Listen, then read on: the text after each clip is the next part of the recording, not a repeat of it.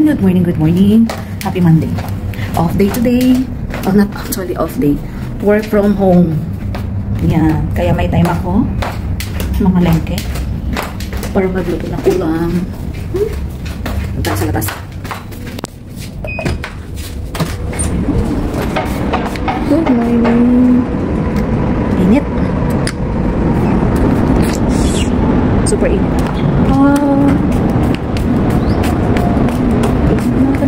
Punta ko lang. Best zone. Bibili ng ulam.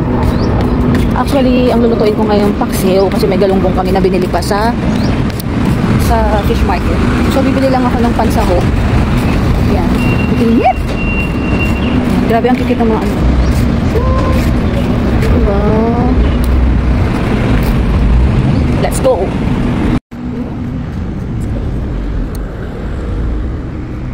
My face.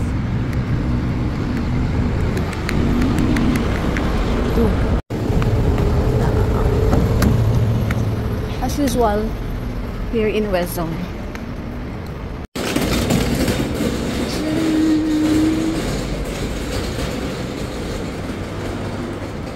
Ito tayong toyo.